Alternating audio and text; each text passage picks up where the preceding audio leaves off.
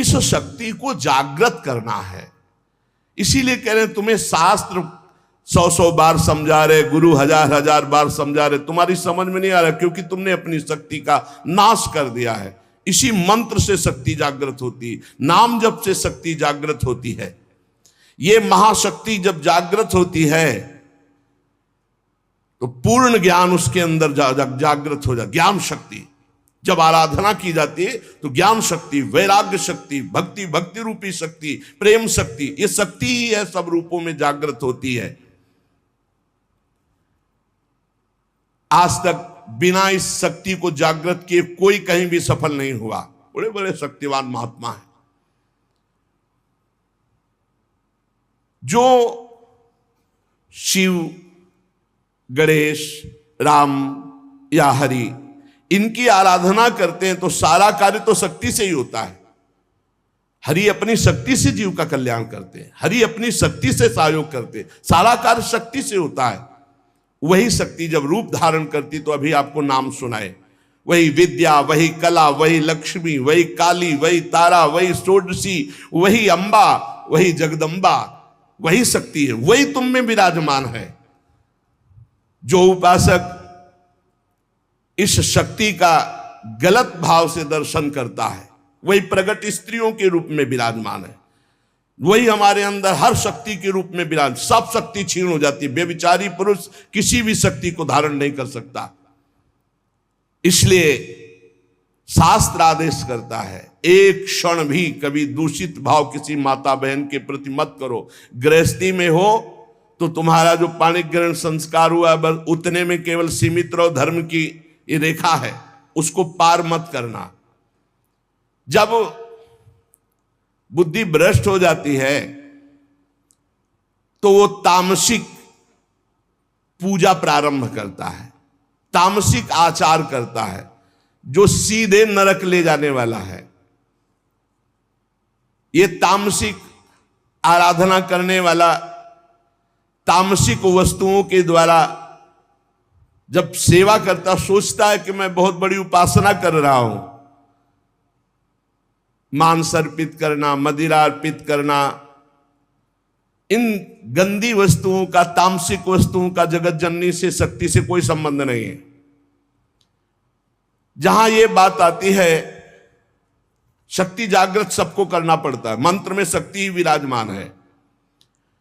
तो शास्त्रों का रहस्य है, शास्त्र आदेश करते हैं कि पशु बलि देनी चाहिए, पशु बलि। तो यहां पशु कौन है? जो इंद्रियों में पशुता है और जो जनेंद्री में पशुता है, इस पशुता की बलि देने की बात कही गई है। जिह्वा का मुख्य कार्य है पवित्र भोजन करना, पर जो अपनी शक्ति को खोकर मनमानी भोजन करते हैं, जनेंद्री का कार्य है मैथुन करना। जो एक सीमा में न रहकर मनमानी व्यभिचार करते हैं, तंत्र शास्त्र कहता है इसकी बलि, ये पशुता है, इस पशुता की बलि दो कि आज से मैं नियम लेता हूं, हे जगदम्बा आपके सामने सात्विक आहार करूंगा, कभी असत आहार नहीं करूंगा। आज से मैं गृहस्थ हूं तो अपनी पत्नी से केवल धर्मानुसार संतान उत्पन्न करने के लिए, अन्यथा मैं आजीवन संयम से रहूंगा। ये बलि देने की बात कही गई है। जो काम की लिप्सा है उसका नाश करो। जो स्वाद की, ये दो इंद्रियां बड़ी प्रबल हैं, जनेंद्री और रसेंद्री। परमार्थ में चलने वाले को अपनी दैवी संपदा जागृत करने के लिए इन दो की बलि देना ही पड़ेगा, जबान के स्वाद की और जनेंद्री के भोग की। इस पशु बलि के अतिरिक्त पराशक्ति को कहीं भी ऐसा नहीं लिखा कि अन्य पशुओं की बलि चढ़ाई जाए। जिह्वा पशु की बलि चढ़ाओ, मतलब जिह्वा काटना नहीं है, जिह्वा की रसेंद्री में सात्विक भोग केवल ले जाना है, रजोगुणी तमोगुणी भोजन नहीं पाना है। और ये जो अज्ञानी जन नहीं जानते हैं, ये भोले भाले पशुओं की बलि करते हैं और सोचते हैं कि मां प्रसन्न हो जाएगी, शक्ति जागृत हो जाएगी। और जो जनेंद्री को संयम में रखता है, समस्त चराचर जगत की जितनी भी स्त्रियां हैं सबको जगदम्बा का स्वरूप मानता है, भगवती की शक्ति उसके अंदर जागृत हो जाती है। विद्या तव देवी भेदा स्त्रिया समस्ता सकला जगत्सु। जितनी विद्याएं भेद से सब है जगदम्बा आप ही हैं, और जितनी माताएं हैं वो सब छोटी बड़ी सब हे जगदम्बा आप ही हैं। जो गृहस्थाश्रम का व्रत धारण किए एवं पितृ ऋण से मुक्त होने के लिए केवल संतान उत्पत्ति के लिए अपनी पत्नी से सहवास करते हैं और निरंतर भगवत भजन करते हुए संयम से चलते हैं, उनको भी ब्रह्मचारी ही कहते हैं, उपासक ही कहते हैं। अन्यथा जगन माता की तरफ यदि काम दृष्टि से देखा तो वो संहार शक्ति भी है, तुम्हारे अंदर की साधना दैवी संपदा सबका नाश हो जाएगा।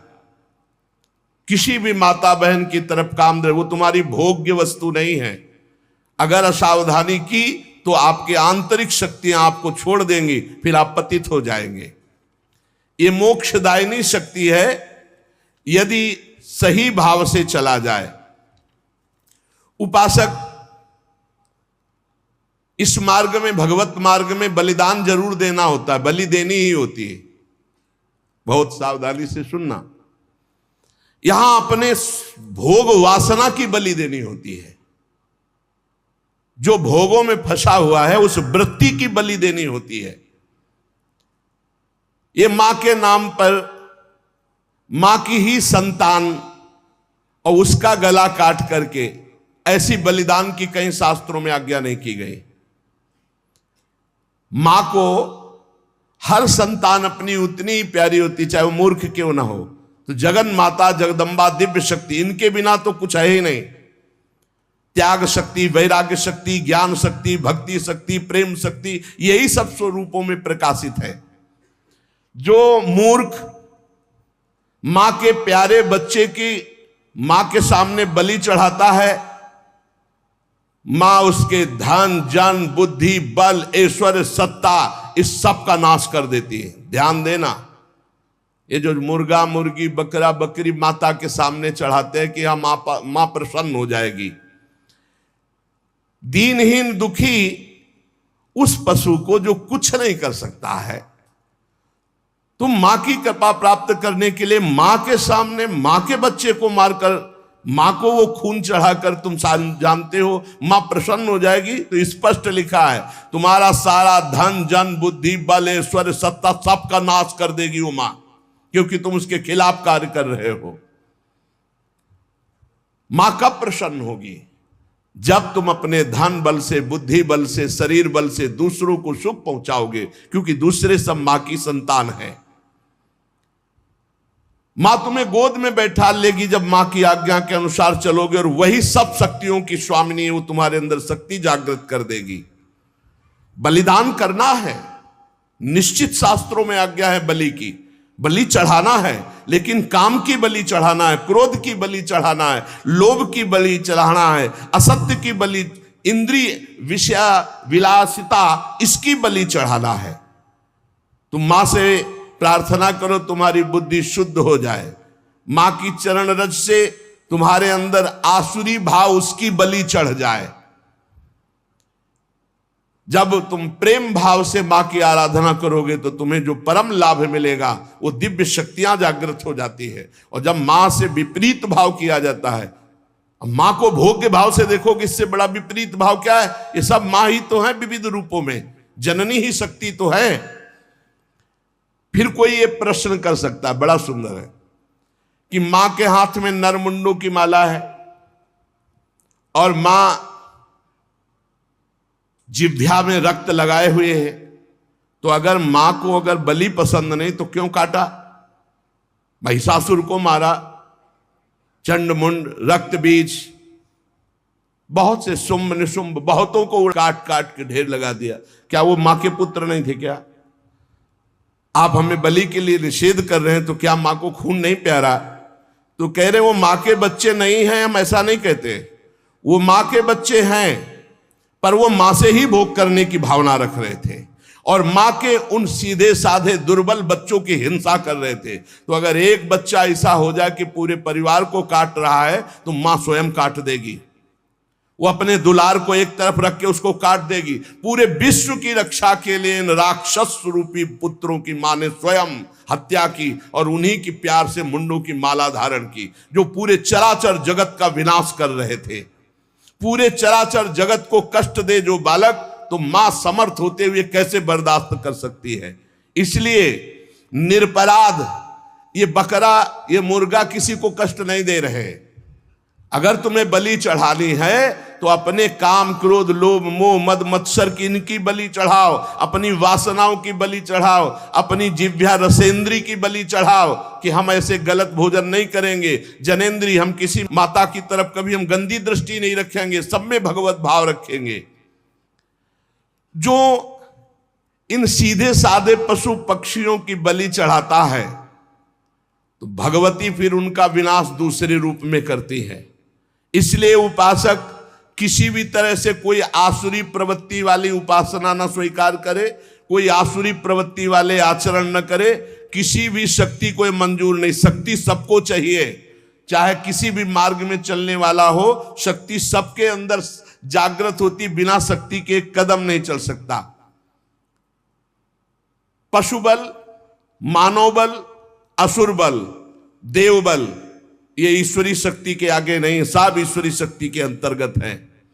जब पशु बल बढ़ता है तो यही शक्ति जागृत होकर उसका नाश करती है। जब मानव बल बढ़ता है आसुरी प्रवृत्ति से तो यही शक्ति उसका नाश करती है। जब असुर बल बढ़ता है तो यही शक्ति नाश करती है। जब देव बल बढ़ता है और असुर भाव को प्राप्त होता है तो उसका भी विनाश यही शक्ति करती है। महिषासुर विशाल पशु बल, तो भगवान की शक्ति ने महान दुर्गा रूप धारण करके काट के फेंक दिया महिषासुर को। मानव बल जैसे कौरवों में बढ़ा, मानव बल जैसे बाणासुर में बढ़ा, मानव बल शास्त्राबाहु अर्जुन में बढ़ा, परशुराम की शक्ति ने काट के फेंक दिया। श्री कृष्ण शक्ति ने बाणासुर को सीमित कर दिया। श्री कृष्ण शक्ति ने कौरवों का विनाश कर दिया। मानव बल, जब अपनी मर्यादा से कोई बल बढ़ता है तो भगवान की दिव्य शक्ति उसका शासन करती है। जैसे रावण का असुर बल बढ़ा, भगवान ने रान को कुल रोवनहारा। जब इंद्र देवता का दैव बल बढ़ा तो गिरिराज जी उठाकर सारा बल उनका चूर कर दिया, घमंड चूर कर दिया कि मैं देवराज हूं। ईश्वरी शक्ति चारों तरफ से आपको घेरे हुए है। आप साधारण नहीं हैं, आप भगवान के अंश हैं। आप मर्यादा से चलेंगे, आप सत्य मार्ग में चलेंगे तो आपके अंदर ईश्वरी शक्ति जागृत होगी, और असत्य मार्ग में तो वही ईश्वरी शक्ति आपका विनाश कर देगी, ऐसी जगह ले जाएगी कि आपका नाश हो जाएगा। इसलिए आप अपनी शक्ति का जागरण करें, ना कि अपना नाश अपनी ही शक्ति से करवावे। यही बुद्धि शक्ति, या देवी सर्वभूतेषु बुद्धि रूपेण संस्थिता नमस्तस्यै नमस्तस्यै नमस्तस्यै नमो नमः। यही दैवी शक्ति आपको गलत सलाह दे देगी। जब आप गलत आचरण में जाओगे, अधर्माचरण करोगे, तो बुरी दशा आने के पहले बुद्धि बदली जाती है।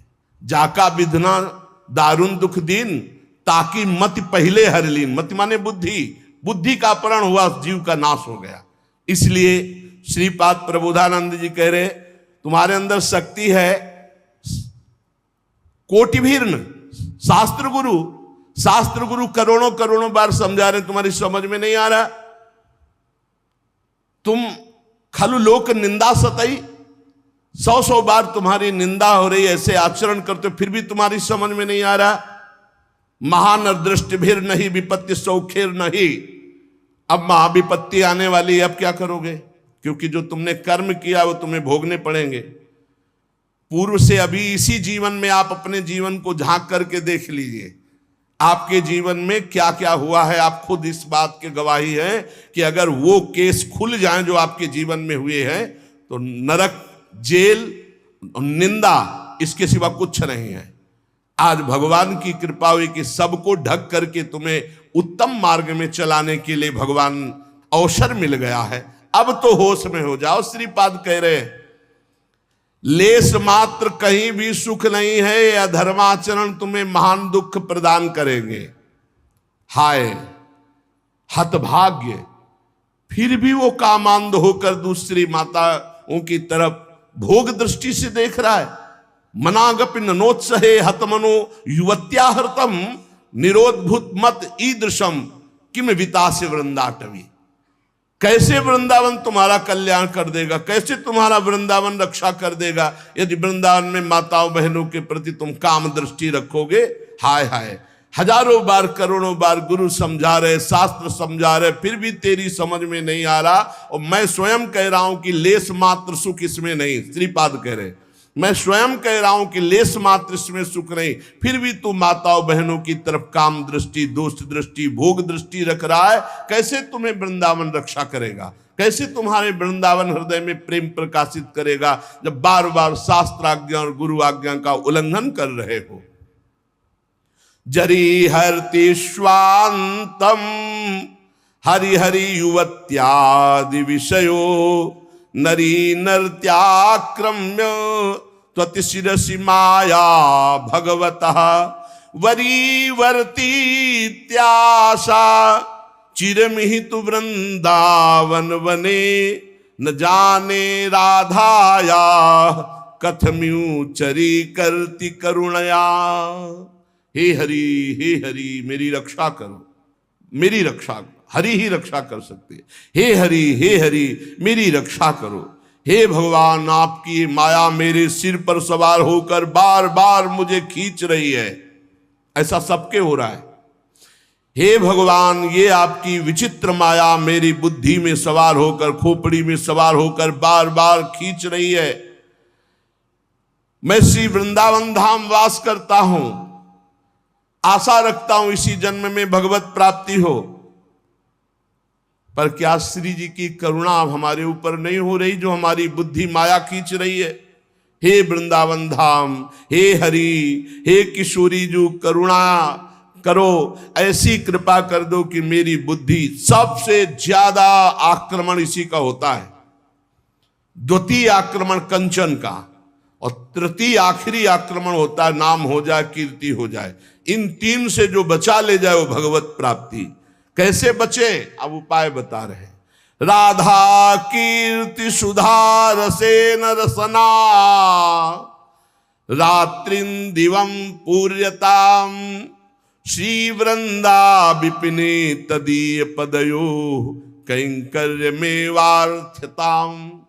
रात दिन प्रियाजू का नाम जप करो, राधा राधा राधा। रात दिन रसना से श्री स्वामिनी जी के पदों का गायन करो, उनकी कीर्ति उसमें विराजमान है।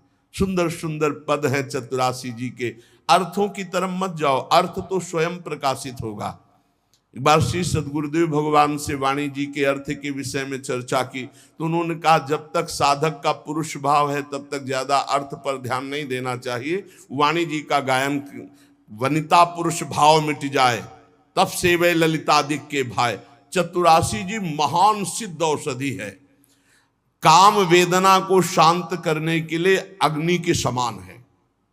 संसार समुद्र से पार होने के लिए चतुरासी जी नौका के समान है। आराम से नाव में बैठ गए, खेवैया हरिवंश चंद्र जी में पार कर दिया। भवजल निधि को नाव और काम पावक को पानी, और इतना ही नहीं, प्रेम भक्ति को मूल, मोद मंगल सुखदानी। बड़ा आनंद हर समय बना रहेगा। एक बार 24 घंटे में चतुरासी जी का पाठ कर लिया, 84 लाख योनियों में नहीं जाओगे। जब तक जियो रोज चतुरासी जी का पाठ करो तो छुट्टी 84 भ्रमंते निरखय जुगल किशोर, भगवत साक्षात्कार करा देगी चतुरासी जी। काम को जड़ से शांत कर देगी चतुरासी जी। चिंता मत करो, भव समुद्र से पार हो जाओगे और नवनिभृत निकुंज में सहचरी भाव की प्राप्ति हो जाएगी आपको। ये चतुरासी जी सहचरी भाव, सखी भाव की निश्चित प्राप्ति करा देती। जब आप अपने को सखी देखेंगे तो कहाँ काम, कहाँ क्रोध, कहाँ लोभ, कहाँ मोह, कहाँ मद। ये तो पुरुष भाव में देह, जब स्त्री भाव पुरुष भाव होता है तब काम विकार जागृत होता है। तो इसको कैसे नष्ट करें? बोले राधा कीर्ति सुधा रसेन रसना रात्रिं दिवं पूर्यताम रात दिन राधा राधा रटो और चतुरासी जी का गायन करो, क्योंकि राधा कीर्ति से भरी हुई श्रीमद चतुरासी जी, 42 लीला, स्फुटवाणी, केलिमाल, ये सब महारस ग्रंथ हैं। श्री वृंदा विपिने तदीय पदयो कैंकर्य में वार्थताम, तदीय पदयो कैंकर्य, सदैव अंदर से भाव करो मैं प्रियाजू की सखी हूं, मैं प्रियाजू की दासी। ये तो वर्दी है ऊपर की, पोशाक है पुरुष भाव, आप पुरुष नहीं हो, सच्चिदानंद प्रभु के अंश हो। और उस अंश में जब भाव किया गया तो सहचरी भाव का स्वरूप, किशोरी मात्मानम किमि सुकुमार कलये, अपनी आत्मा को किशोरी के स्वरूप में चिंतन किया गया तो किशोरी स्वरूप हो गए।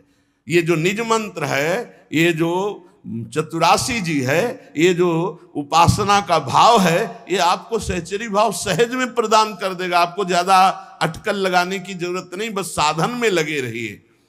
श्री वृंदा विपिने तदीय पदयो कैंकर में वार्थताम। अरे दिन में एक बार तो सोचो कि मैं कौन हूं। सोचते हैं आप सब, दिन में एक बार तो सोचिए कि मैं कौन हूं। मैं श्री जी की हूं, मैं श्री जी की सहचरी हूं, मैं श्री जी की दासी हूं। धैर्यम स्वर्णमयी सितुर्नव वयोरूपा श्रिया हार्यताम। स्वर्णमयी जिनकी अंग कांति है वो मेरी प्राणेश्वरी श्री किशोरी जू, 9 वयस अवस्था है, मुकुलित वय 9 किशोर, और हम उन्हीं के समीप सेवा सौंध लिए हुए वैसे ही रूप है। प्रियाजू का प्रतिबिंब स्वरूप सहचरियां हैं। एक सहचरी का सौंदर्य ऐसा है कि करोड़ लक्ष्मियों को आश्चर्यचकित कर दे। लक्ष्मी कोटि विलक्षण लक्षण लसल लीला किशोरी सतई राराध्यम ब्रजमंडलेति मधुरम राधाभिदानम। ऐसा सौंदर्य श्री स्वामिनी जी की सखियों का, तो वो हमारा स्वरूप है, वही हमारी आत्मा है। जहां वो सहचरी वपु से अपनी स्वामिनी जी को नजदीक देखता है तो बोले प्रेमाश्रुत पुलकादि भाव विभव व्यक्त्या जगत तार्यताम।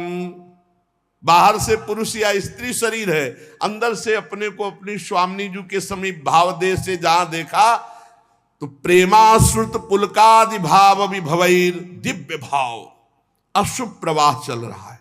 आंखों के सामने प्रिया प्रीतम है, आंखों से अश्रु बह रहा है। गदगद सुर नैना सजल दंपति रस रहे भीन, ईगत वृंदा विपिन में फिरे प्रेम तल्लीन। श्रीपाद कह रहे जगत तार्यताम, वह महापुरुष संपूर्ण जगत को परम पद दिलाने की सामर्थ्य रखता है, जो प्रियाजू के समीप हर समय अपने भाव दे से रहता है। अशुभ प्रवाह हो रहा है, पुलकित हो रहा है, गदगद कंठ से उनकी कीर्ति का गान कर रहा है। सातरत सा लोकांतारयति अतिरस विवशम किशोर युग्मम द्रुत नव कांचन नील रत्न रोचि।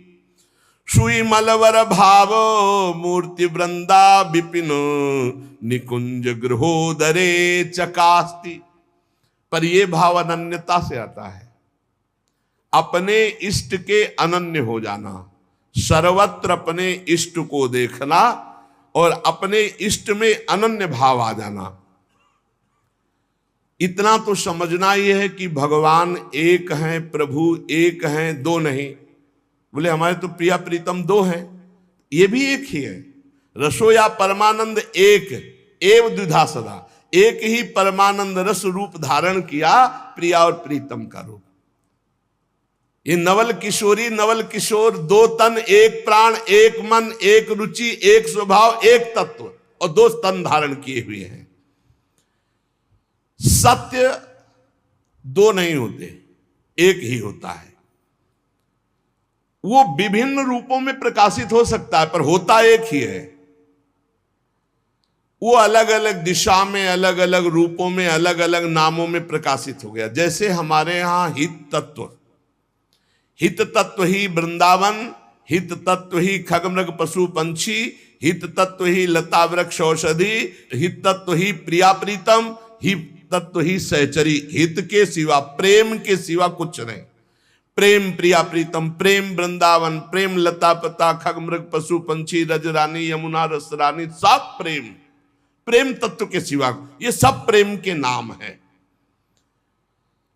इस मार्ग में चलने वाले उपासक को स्थूल बुद्धि का त्याग करना होता है। स्थूल बुद्धि में क्या आता है? ये स्त्री है, पुरुष है, जड़ है, चैतन्य है, ये अच्छा है, बुरा है। सूक्ष्म बुद्धि क्या देखती? क्योंकि प्रेम सूक्ष्म तरम है। सूक्ष्म बुद्धि ना स्त्री देखती, ना पुरुष देखती, ना क्रिया देखती, वो सब के अंदर बैठे हुए प्रभु को देखती। सब में मेरे राधा वल्लभ लाल विराजमान, सर्वान वस्तु तया निरीक्ष परम स्वाराध्य बुद्धिर्मम। खास परमार्थ का साधक इस बात को जरूर स्वीकार करता है कि सब में मेरे प्रभु विराजमान है। इसलिए वो किसी की निंदा नहीं करता, किसी का खंडन नहीं करता, पर अपने इष्ट को सबसे श्रेष्ठ मानता है। ये हर उपासक को चाहिए। गुरु प्रदत्त इष्ट देव में सर्वोपरि भावना, किसी का खंडन नहीं, किसी को नीचा नहीं दिखाना, किसी की निंदा नहीं करना, पर इष्ट हमारा हमारे लिए सर्वोपरि है, ऐसा भाव।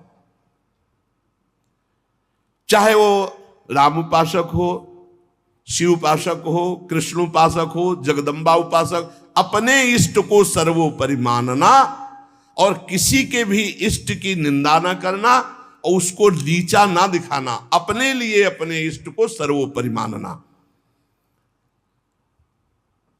ये भावना इतनी जोर की होनी चाहिए कि अपने इष्ट के सिवा और कुछ रह ही न जाए पूरी सृष्टि में। उत्तम के बस असमन माही, सपने हूं आन पुरुष जग नाही। एक बार गोस्वामी तुलसीदास जी वृंदावन आए, प्रातःकालीन वेला अपनी नित्य दिनचर्या करके निकले दर्शन करने के लिए। तो श्रृंगार में जिन ठाकुरों के दर्शन किए तो सब में मुरली, मोर मुकुट, ललित त्रिभंगी, पार्श्व में श्री राधा किशोरी।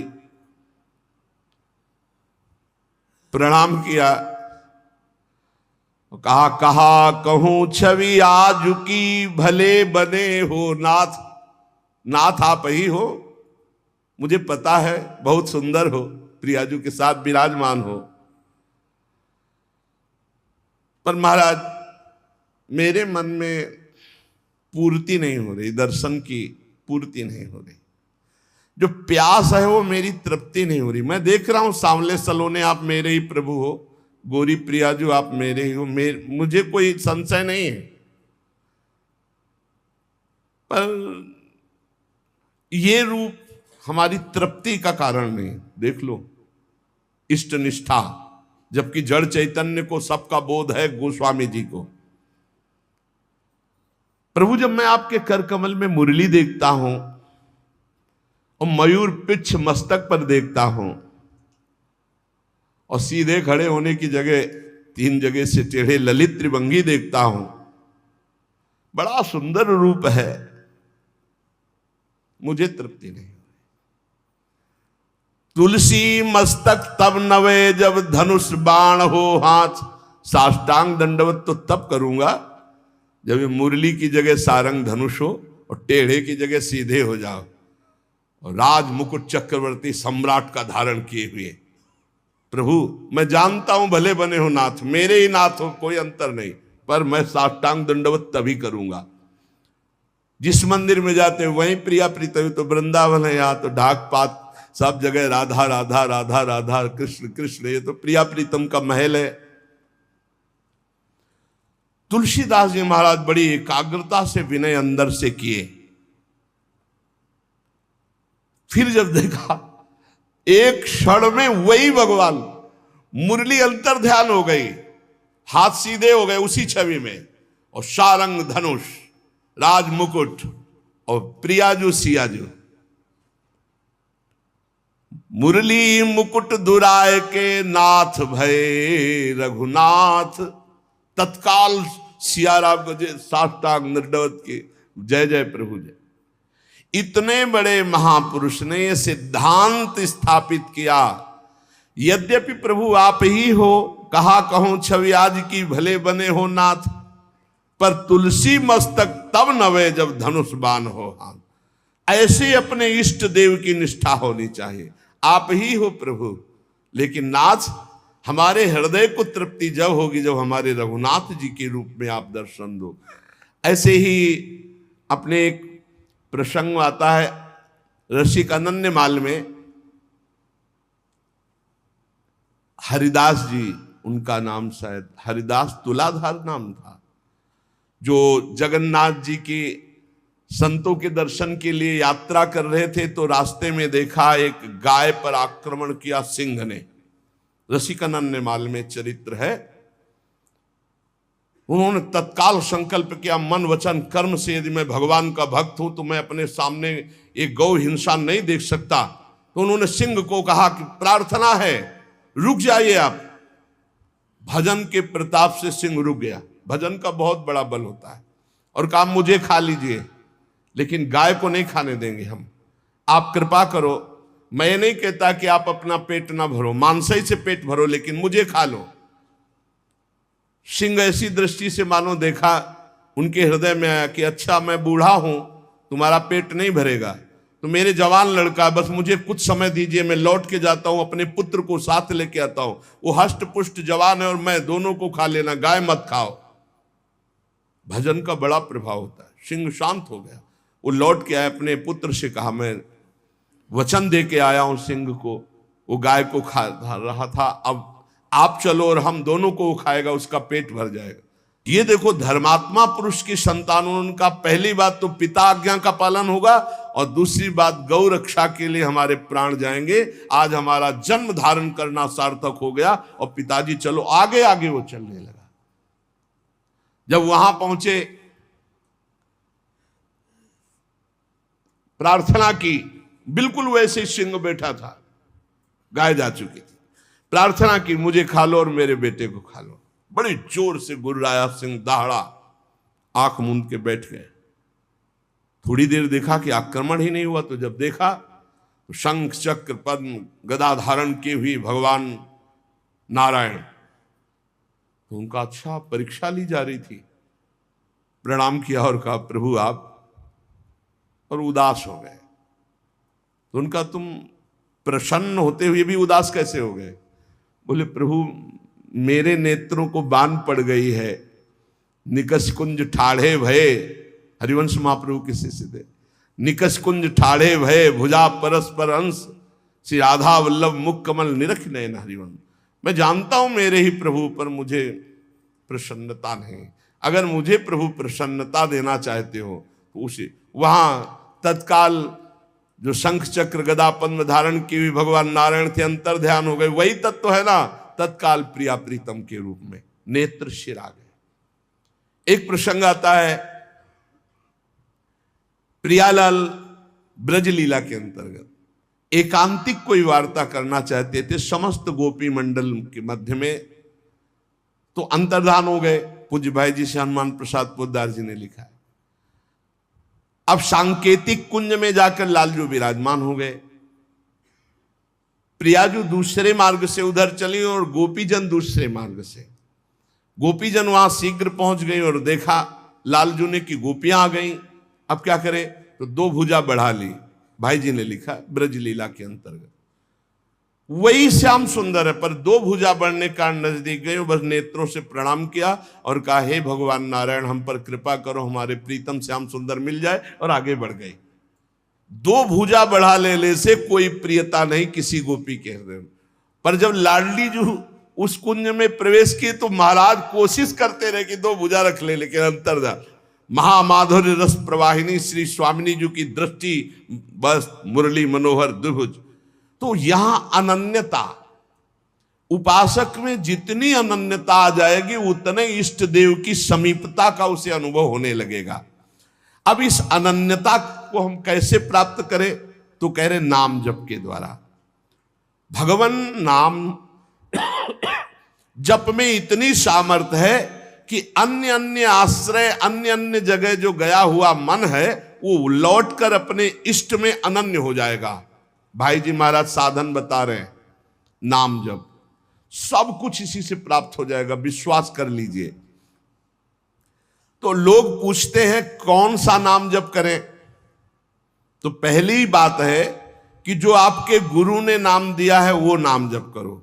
यदि आपने गुरु नहीं बनाया तो जो नाम आपको भगवान का प्रिय हो, गोपाल शास्त्र नाम में 1000 नाम है, विष्णु शास्त्र नाम में 1000 नाम है, राम कृष्ण हरि शिव, जो नाम आपको प्रिय हो नाम जप करो। वो आपको गुरु से मिला देगा, गुरु मंत्र दिलवा देंगे, वो आपको भगवत प्राप्ति का सब वही नाम करवा देगा। आप शुरू तो करो नाम जप करना। जिनको सौभाग्य से गुरु मिल गए हैं, अपने गुरु के द्वारा दिए हुए नाम पर आसक्त हो जाओ। और मन का एक स्वभाव है, ये बगल में कुछ लेके चलने का स्वभाव है, गुरु से हटकर कुछ लेके चलने का। ये स्तोत्र ले लें, ये नाम ले लें, ये इसका स्वभाव है। इसी स्वभाव को हटाना है। गुरु ने कहा राम तो राम, गुरु ने कहा राधा तो राधा जीवन, उसी से आप देख लेना सब कुछ प्राप्त हो जाएगा।